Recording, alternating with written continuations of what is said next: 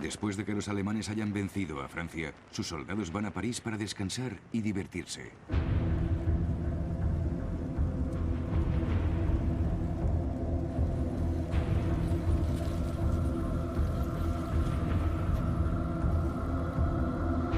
Uno de los soldados de permiso es el teniente August von Kachneck, de 19 años. Su unidad no ha tomado parte en la campaña francesa. Visita la ciudad por primera vez. Escribe: nos han dado instrucciones muy estrictas. Debemos estar impecablemente vestidos y evitar cualquier contacto con la población. Estamos inventando el turismo de masas. Los franceses se niegan a mirarles.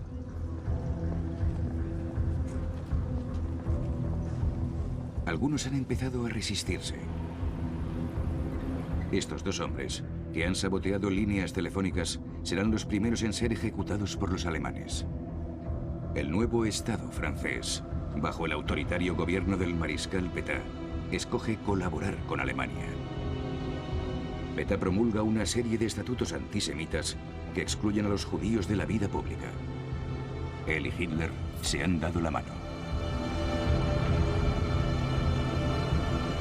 Todos los días, la Wehrmacht desfila.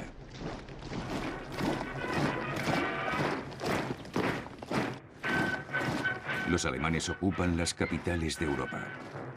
Después de Praga y Varsovia, Bruselas, Luxemburgo, La Haya, Copenhague y Oslo. Pero no Londres. Febrero de 1941, en las afueras de Londres. Rose, de solo 3 años, ya ha vivido 2 años de guerra. Apocalipsis, la Segunda Guerra Mundial.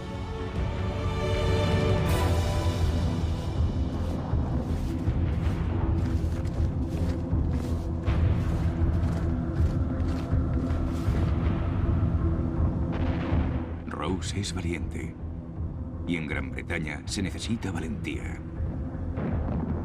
El estallido.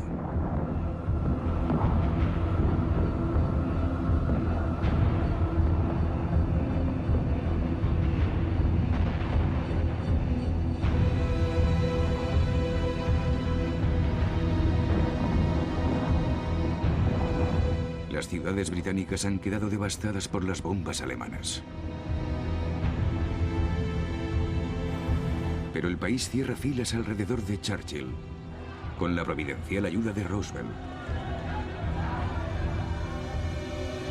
Roosevelt acaba de ser reelegido por 3ª vez como presidente de Estados Unidos. Aunque la opinión pública estadounidense sigue oponiéndose a la guerra, declara: debemos ser el gran arsenal de la democracia. Solo parte del equipo que envía a Gran Bretaña consigue llegar. Todos los barcos británicos en el mar corren un gran peligro. El océano Atlántico está lleno de submarinos alemanes.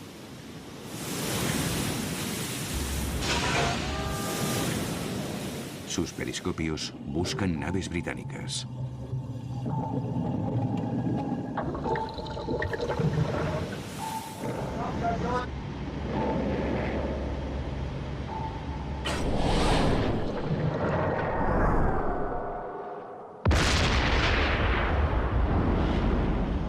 Churchill está preocupado.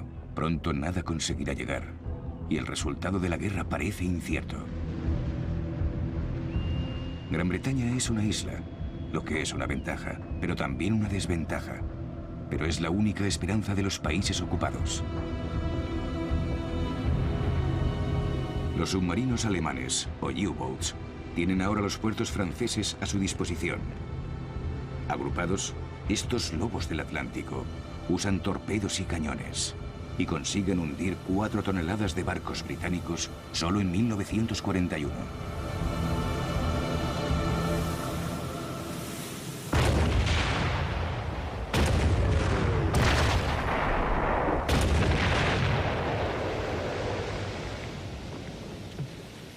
Los tripulantes alemanes lanzan hogazas de pan a la tripulación de un barco hundido que casi no tiene posibilidades de sobrevivir.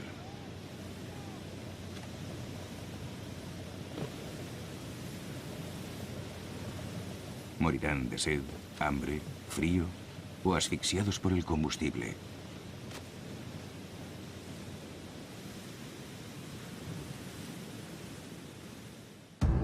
Hitler está encantado con el éxito de sus submarinos, pero el gran programa de rearme de Estados Unidos le preocupa.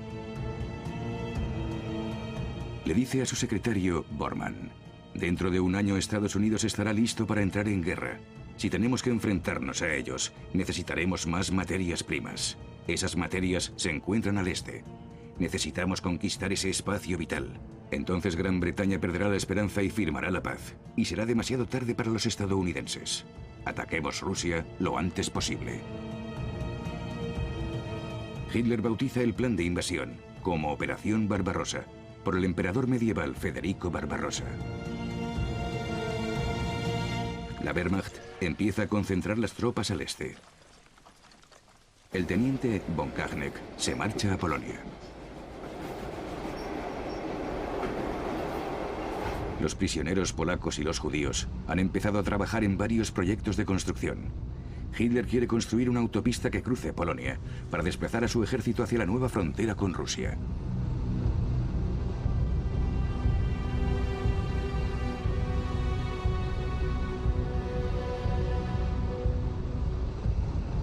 Aquí es donde se instala la 9ª División Panzer, junto con el regimiento de von Kahneck. Escribió: junto a nosotros había una unidad de las SS. El comandante nos preguntó: ¿queréis ver un judío? Hizo una señal y un soldado trajo a un hombre pequeño. ¿A cuánta gente has robado hoy? El hombre no contestó. Dadle 10 azotes con un palo. Estábamos horrorizados. ¿Esa era nuestra ocupación de Polonia? Habíamos oído vagas historias de crueldad, pero era imposible saber qué ocurría de verdad.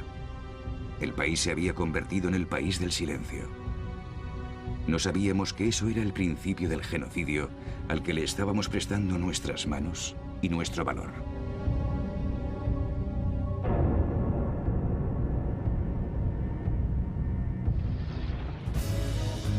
Hitler posterga sus planes de una ofensiva al este. Tiene que ayudar a su aliado, Mussolini, que quiere luchar su propia guerra. Il Duce acaba de ser aniquilado en África por los británicos. El ejército italiano corre desordenadamente por el desierto. Para rescatar a Mussolini del desastre, Hitler envía a uno de sus mejores generales a Libia. El general Rommel, junto con su división blindada, los Afrika Korps.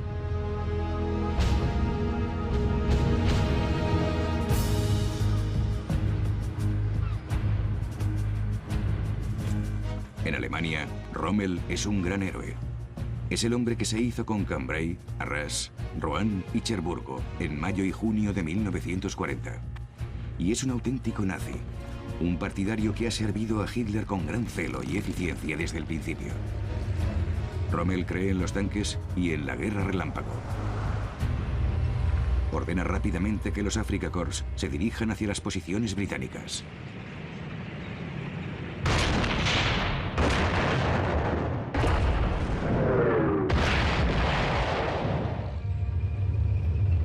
Rommel ya se está ganando su propia fama. Los británicos hacen circular su foto con la descripción: este hombre es peligroso.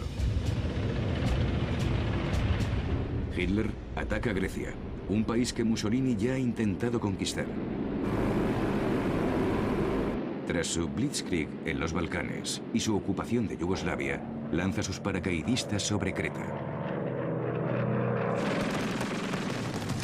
Hitler ha protegido su flanco sur para la invasión de Rusia, pero ha perdido un tiempo precioso. La operación Barbarossa se ha retrasado varias semanas.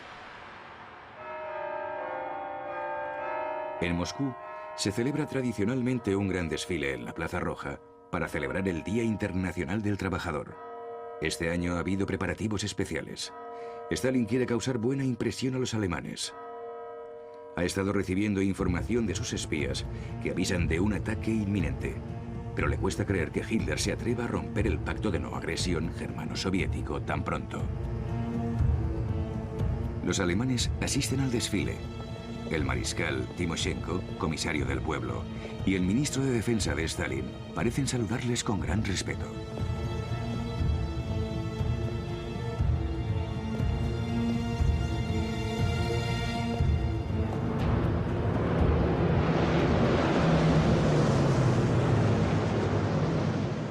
Hitler está listo para atacar, pero quiere evitar la lucha en dos frentes.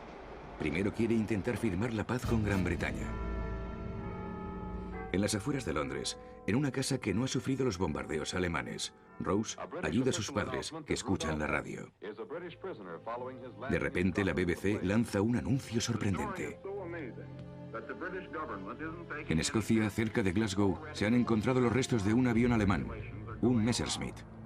El piloto ha saltado en paracaídas. Resulta ser un nazi de primer orden, el ayudante de Hitler, Rudolf Hess. Dice, he venido en misión de paz. Hess fue uno de los primeros partidarios de Hitler y es uno de los más fanáticos.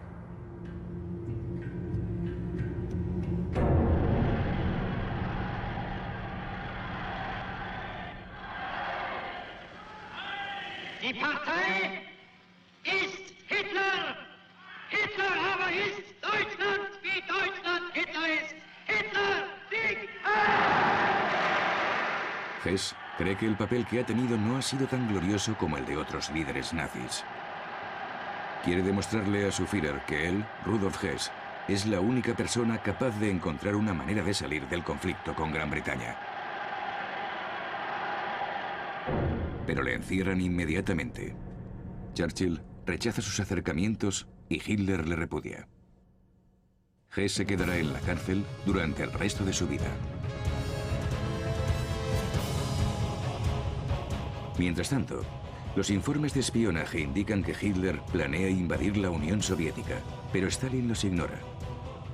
Igual que hace caso omiso del último mensaje enviado por Richard Sorge, un espía soviético con base en Tokio.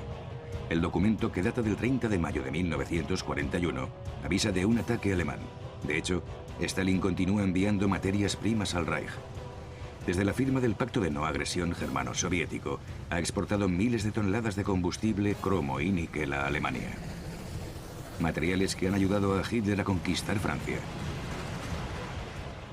La última carga se envía la noche del 21 de junio de 1941. El tren, que transporta toneladas de trigo, cruza la frontera a medianoche. Y el 22 de junio, a las 3 de la mañana, sin declarar oficialmente la guerra, los primeros zapadores de la Wehrmacht entran en territorio ruso.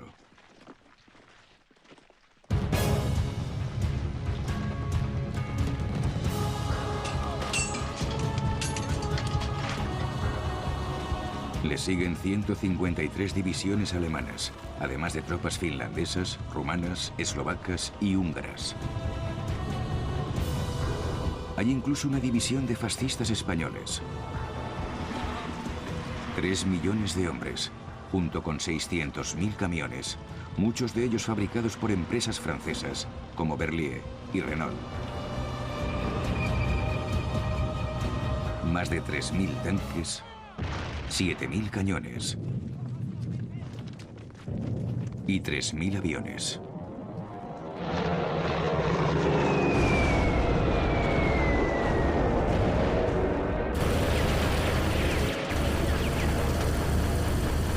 Al cabo de 24 horas, 1.500 aviones soviéticos son arrasados en tierra.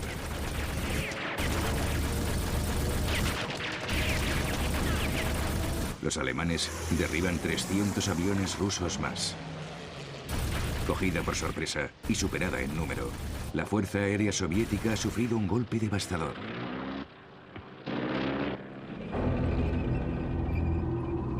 Los alemanes lanzan su ofensiva a lo largo de 3.000 kilómetros y en 3 direcciones diferentes. Hacia el norte está el objetivo ideológico, Leningrado, la ciudad de Lenin, la cuna de la Revolución Rusa, conocida hoy como San Petersburgo. En el centro, el objetivo político, Moscú, la capital de Stalin. Al sur, el objetivo económico, Kiev y Ucrania. Geholfen die Ehre, den Grund des Land in mein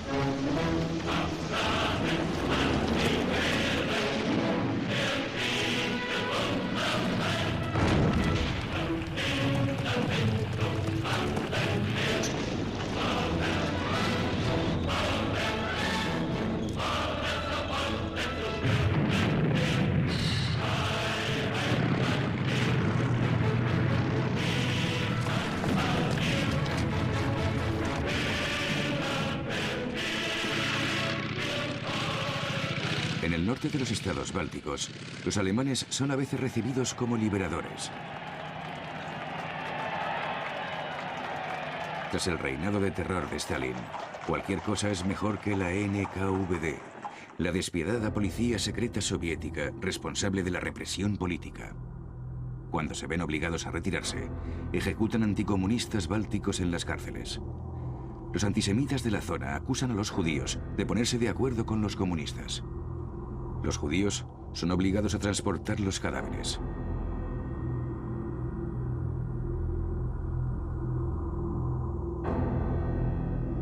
En los estados bálticos la gente empieza a organizar persecuciones de judíos, que los alemanes animan con instrucciones especiales como «No dejéis ningún rastro». Quemar los cadáveres es una manera de eliminarlos.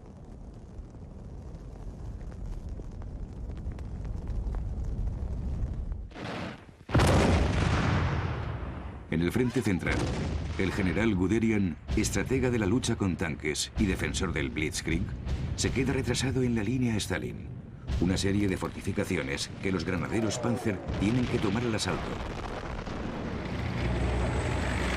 Guderian sigue avanzando.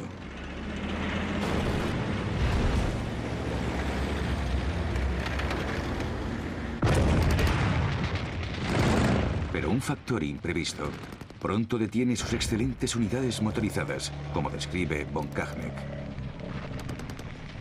Avanzamos en nuestros carros blindados y el polvo nos envuelve. Estamos en Rusia, donde las carreteras y el asfalto no existen. Es horrible. El pegajoso polvo amarillo o rojo se mete en todas partes, en los ojos, en la nariz o en la boca. En esas condiciones, estos hombres avanzan 50 kilómetros al día. Han marchado hasta Varsovia, Oslo y Bayona. Pero ahora empiezan a darse cuenta de lo vasta que es Rusia.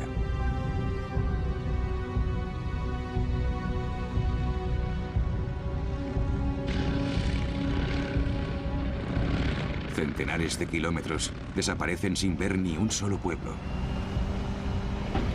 El camino cada vez se vuelve más difícil para los camiones de suministros, combustible y munición. Pero hay otra situación a la que los soldados alemanes deben enfrentarse. Los rusos se defienden bien.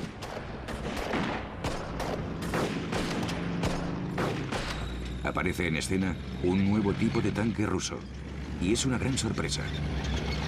El T-34. Un monstruo de 30 toneladas, equipado con un formidable cañón y anchas cintas, que pueden llegar a cualquier sitio. Es superior a los tanques alemanes en potencia de tiro y grosor del blindaje, pero tiene una radio rudimentaria y una caja de cambios anticuada.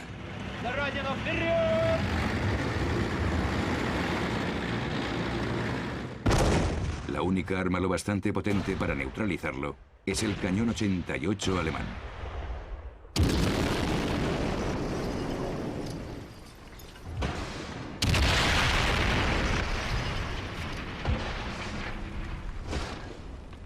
Aún así, los alemanes están mejor armados y su ejército es más fuerte. Pero estos Ivanes, como llaman a los rusos, lucharán con uñas y dientes hasta el final. Los rusos ya han sufrido graves bajas, pero las bajas alemanas van también en aumento.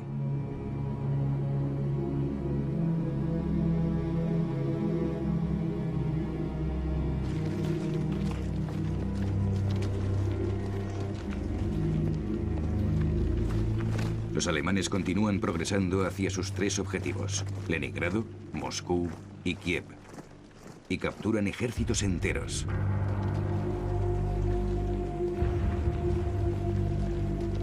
Las órdenes de Hitler son ejecutar inmediatamente a todos los comisarios políticos, los miembros del Partido Comunista, cuyo trabajo consiste en supervisar a los oficiales y controlar a los soldados de cada unidad militar. Guderian se opone a esa orden criminal. Sin embargo, según el comandante del 4º Grupo Panzer, el general Hebner, esta guerra debe dirigirse con una brutalidad sin precedentes. No debe haber piedad con los bolcheviques.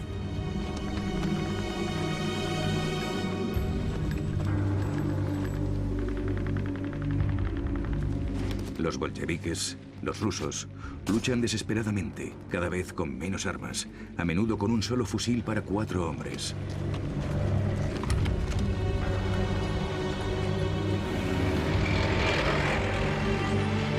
Se ven obligados a retirarse en todo el frente.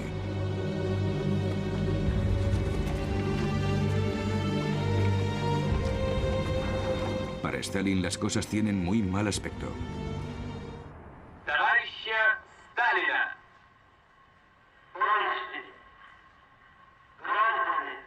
Con su marcado acento de Georgia, pronuncia unas palabras que nunca antes ha usado. Llama a los rusos mis hermanos y hermanas. Les dice la verdad. Nos ataca la Alemania de Hitler. El enemigo es cruel e implacable. Nuestro país corre un grave peligro. En el momento más difícil, se atreve a prever. ¿Es cierto que las tropas alemanas son invencibles? El ejército de Napoleón se consideraba invencible, pero fue derrotado.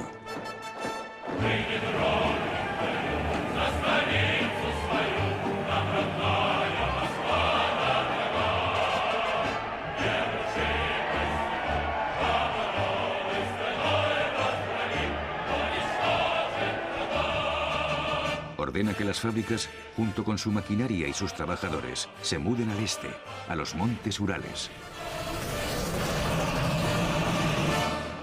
Y da una orden absoluta a los granjeros y los campesinos.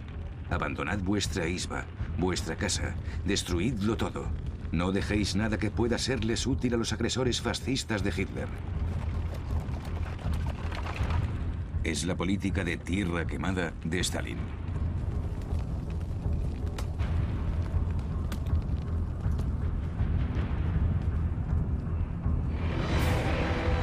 Los oficiales alemanes no han olvidado a Napoleón.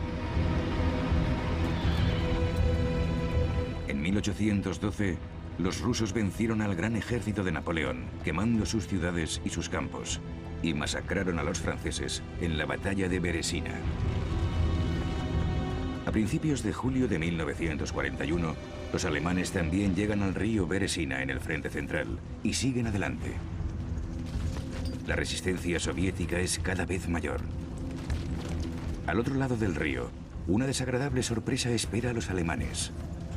Los rusos han desplegado un nuevo tipo de artillería, un lanzador de torpedos llamado el órgano de Stalin o Katyusha, porque suena como un montón de tubos de órgano. Un arma aterradora.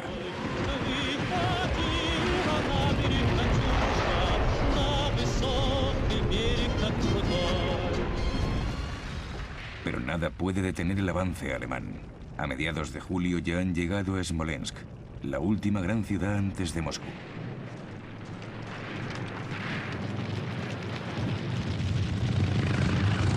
La batalla de Smolensk dura 3 semanas.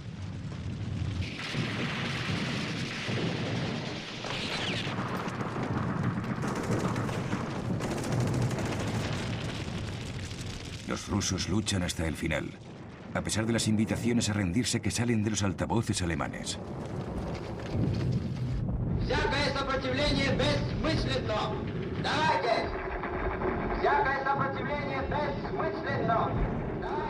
Muy pocos son hechos prisioneros. Algunos de los supervivientes se esconden en los profundos bosques y se convierten en insurgentes.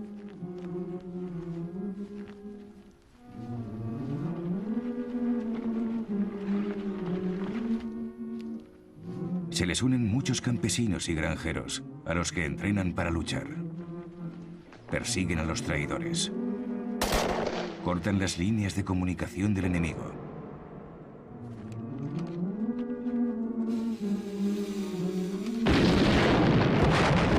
Las represalias son brutales. El Führer ordena liquidar inmediatamente a todos aquellos sospechosos de sentir incluso la mínima hostilidad.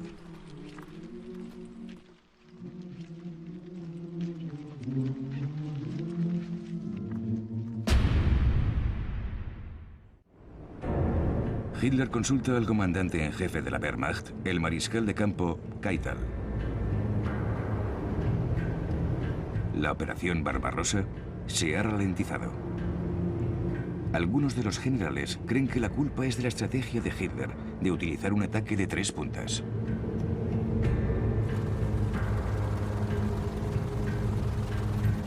En lugar de eso, el mariscal von Bock, comandante del grupo del Ejército Central, quiere que todas sus fuerzas se concentren en Moscú. A Hitler no le gustan los generales que se atreven a contradecirle. El general Guderian está allí. Insiste. Estamos a solo 350 kilómetros de Moscú. No entiende usted nada, dice el Führer. No sabe nada de economía en tiempos de guerra. Primero necesitamos el trigo de Ucrania, para que no nos maten de hambre como hicieron durante la guerra anterior. Moscú no es nada más que un símbolo. Nos ocuparemos de ella después. Ordena a Guderian que se desplace al sur, hacia Kiev, para poder envolver en un movimiento de pinza a los ejércitos rusos que siguen operando en zonas aisladas en la retaguardia de la Wehrmacht.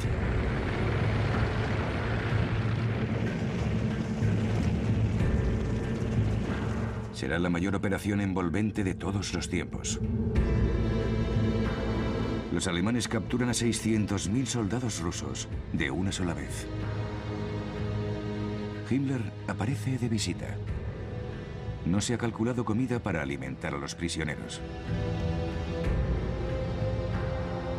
Con indiferencia suprema, Himmler contempla a aquellos a los que llama Untermensch o subhumanos. Indiferente, les dejará morirse de hambre.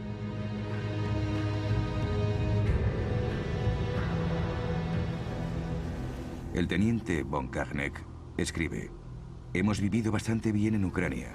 Teníamos todo lo que necesitábamos: huevos, mantequilla, fruta, leche y vino. Un vino tinto excelente de la zona del Mar Negro.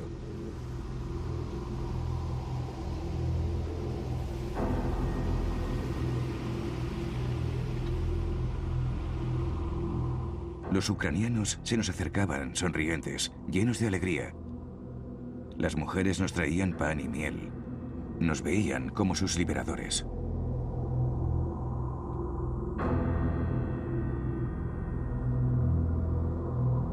Los ucranianos tienen muchos motivos para odiar a los rusos, especialmente a Stalin, que a principios de los 30 orquestó una política de hambre que mató hasta 7 millones de personas.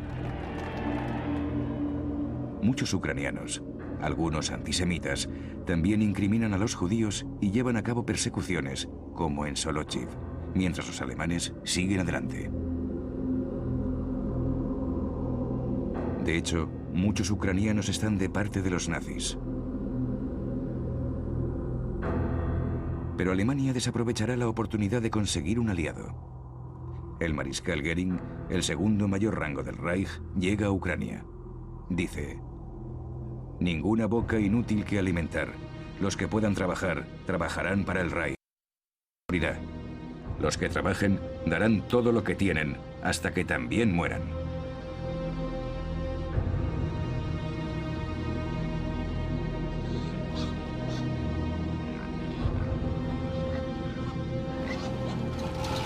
Göring está aquí para implementar esta política de esclavitud en Ucrania y para llevar a cabo la metódica aniquilación de los judíos. Le acompaña Alfred Rosenberg, un importante teórico del racismo nazi.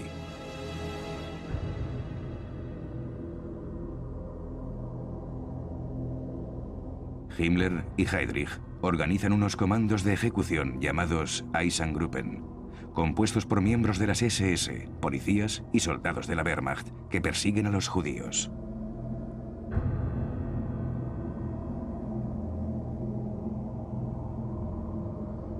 Las SS llevan a los judíos al bosque y les dan palas para que excaven sus propias tumbas.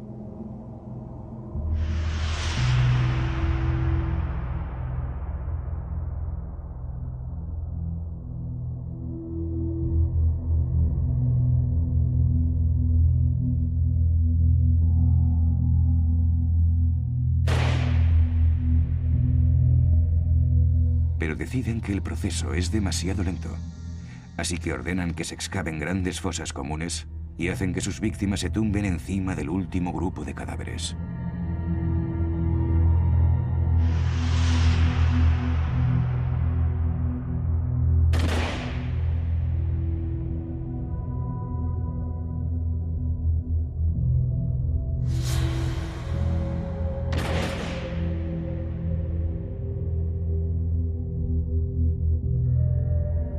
Pero también este procedimiento es demasiado lento. Las SS preparan un barranco conocido como Babi Yar, cerca de Kiev. 33.771 judíos serán ejecutados en 2 días. Hombres, mujeres y niños.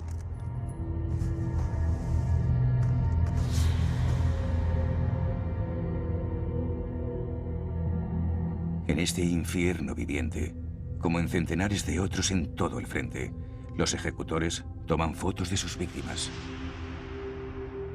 Esta masacre premeditada y fría de 1 millón de judíos se conocerá como el Holocausto de las Balas.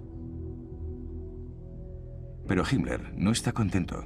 Ha asistido a una de las llamadas Actions de Unheilsgruppen. Al ver el impacto psicológico que los asesinatos en masa tienen sobre sus soldados, empieza a buscar métodos alternativos. Esto llevará al uso de camionetas de gas, con los tubos de escape conectados al compartimento trasero y más tarde a las cámaras de gas. Al norte empieza el largo asedio de Leningrado.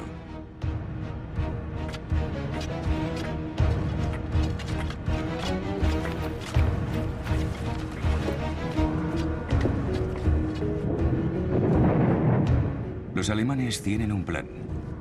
En lugar de luchar en las calles, dejaremos que nuestra artillería y el hambre hagan el trabajo.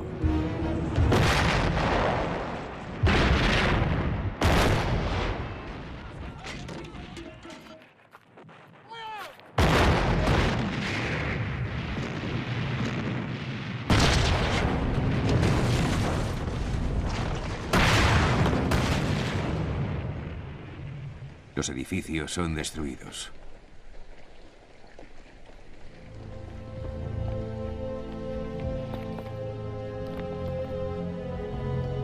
Uno de los elefantes del zoo es víctima de un ataque aéreo. El racionamiento de comida pronto cae por debajo del mínimo necesario. Pero lo peor está por llegar con el invierno.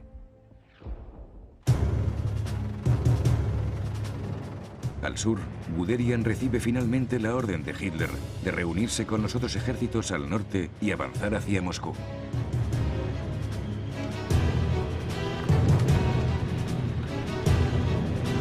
A lo largo de este enorme frente, desde Leningrado hasta Odessa, el avance hacia Moscú parece imparable.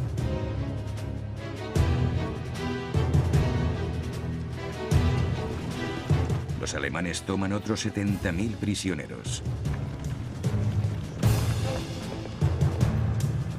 El general Jodl, jefe del Estado Mayor de la Wehrmacht, dice: hemos ganado la guerra.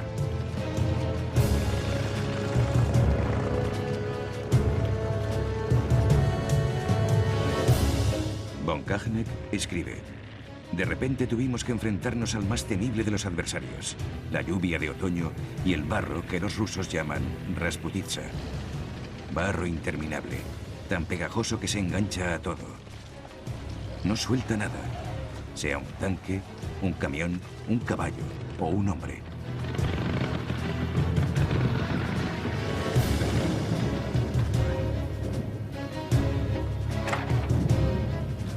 Hace que cualquier movimiento se vuelva imposible. Hacemos entre 5 y 8 kilómetros al día en lugar de 30. Poner un pie delante del otro requiere un esfuerzo sobrehumano. Los Panzers, el orgullo de la Wehrmacht, se ven obligados a detenerse.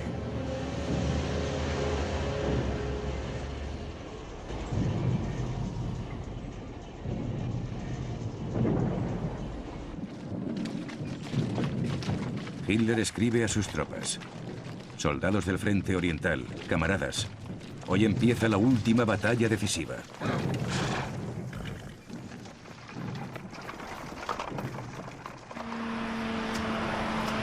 Enseguida, el ejército alemán empieza a moverse otra vez hacia Moscú, ya que han llegado las heladas y han endurecido el suelo. El mundo contiene el aliento. ¿Derrotará Hitler a Stalin?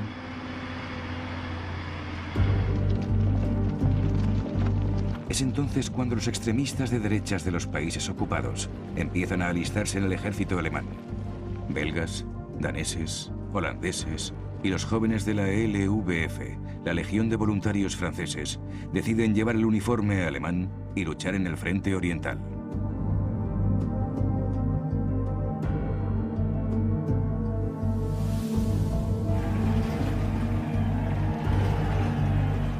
Sufrirán.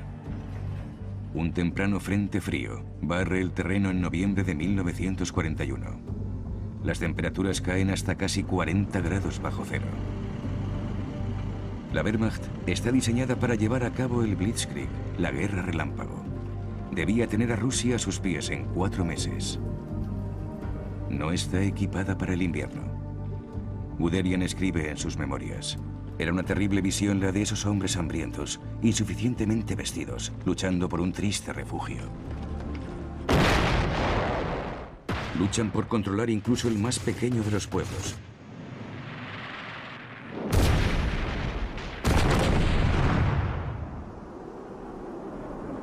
Perder un pueblo, perder incluso una isba, significa la muerte.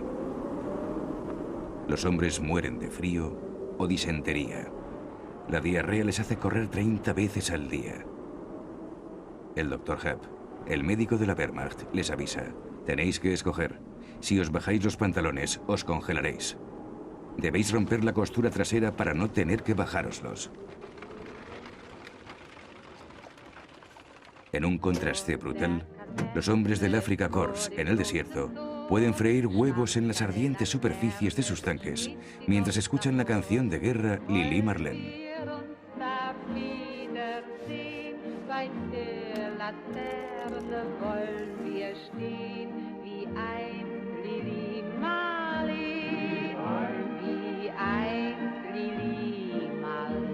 La guerra del desierto también se ha detenido por la arena. El combustible y la comida escasean. Rommel tiene que ordenar un alto el fuego. Sin embargo, planea una nueva ofensiva y nuevos sacrificios para sus hombres de los Afrika Korps. Mientras tanto, en el camino a Moscú, los alemanes ya no pueden lavarse o cambiarse de ropa. Como sus enemigos, se vuelven locos con los piojos y los parásitos que les contagian la sarna y el tifus. El gran ejército de Napoleón perdió más de 100.000 hombres por culpa del tifus. A pesar de todo, la Wehrmacht sigue adelante.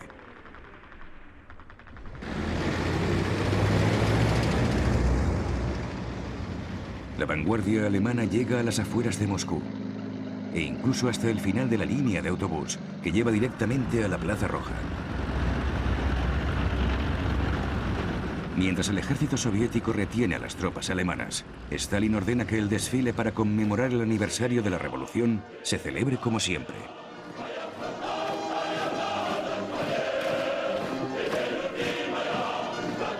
Para animar a sus tropas, Stalin da un discurso que evoca imágenes prohibidas del pasado.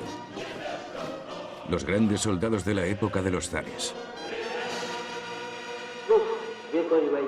Sed dignos de vuestros gloriosos ancestros: Alexander Nevsky, Dmitri Pozarsky, Alexander Suvorov y Mikhail Kutuzov.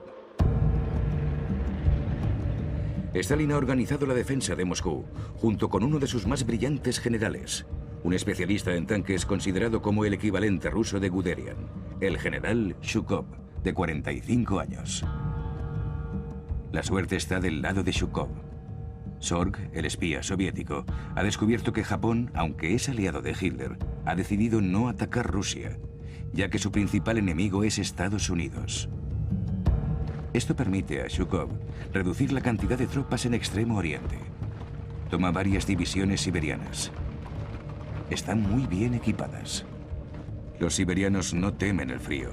Son toscos y fuertes hombres acostumbrados a usar el cerebro. Han traído sus esquís y sus renos con ellos. Y ahora van a cazar alemanes. Zhukov quiere atrapar a la Wehrmacht con un movimiento de pinza.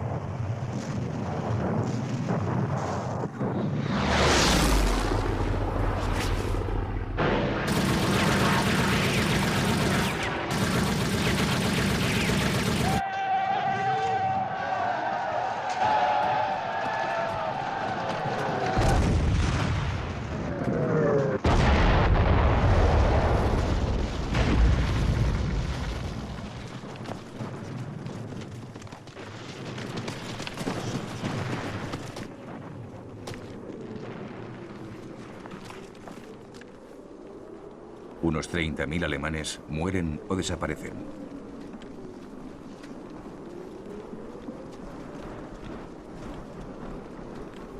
Miles son enviados a Siberia. Su lucha contra el frío no ha acabado. Menos de 1 de cada 3 volverá a casa, casi 15 años después.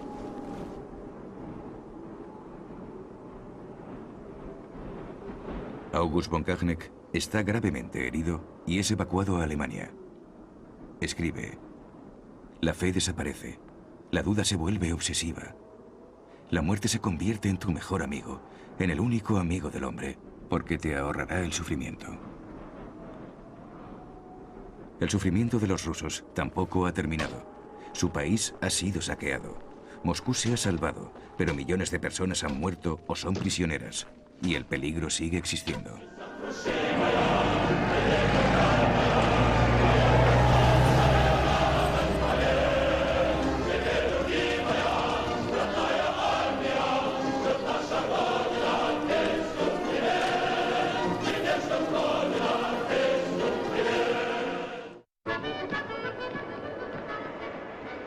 La Wehrmacht ha retrocedido 200 kilómetros.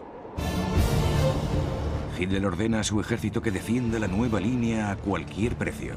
Se deshace de 35 generales, incluido Guderian, y se pone personalmente al mando de la Wehrmacht.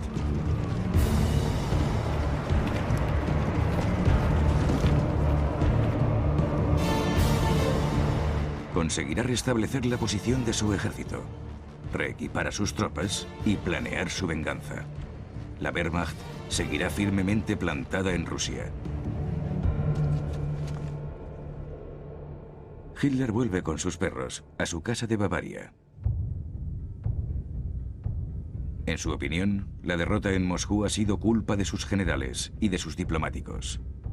¿No fueron ellos los que afirmaron que Francia y Gran Bretaña no entrarían en guerra por Polonia? Y de la Abwehr, el servicio de inteligencia alemán, que le informó mal sobre el estado del ejército ruso. Hitler añade: el ejército bolchevique está formado por campesinos que luchan con inconsciencia bárbara y trabajadores entrenados por el misticismo fanático del comunismo. Pero Hitler cree en su buena estrella. Vencerá.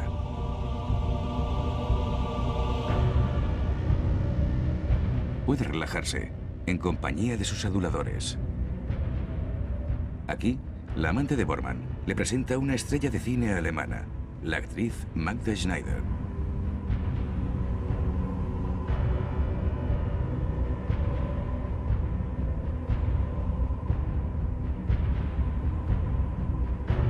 No muy lejos, su hija, Romy Schneider, juega con los hijos de Bormann. La vida en Alemania sigue siendo despreocupada. Los enormes bombardeos todavía no han empezado, y los que han sacrificado sus vidas en Moscú están demasiado lejos, enterrados en la nieve. 2 días después de la primera gran derrota de Hitler, su aliado, Japón, lanza un ataque sorpresa sobre Estados Unidos en Pearl Harbor, una gran base naval del Pacífico. Y con esa oleada de aviones japoneses, la guerra se convierte en una guerra mundial.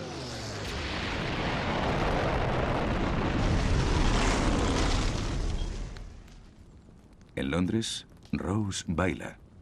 Ya sueña con la Navidad.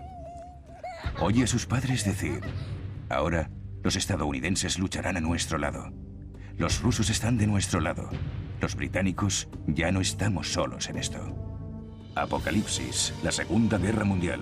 Próximo capítulo, El mundo en llamas.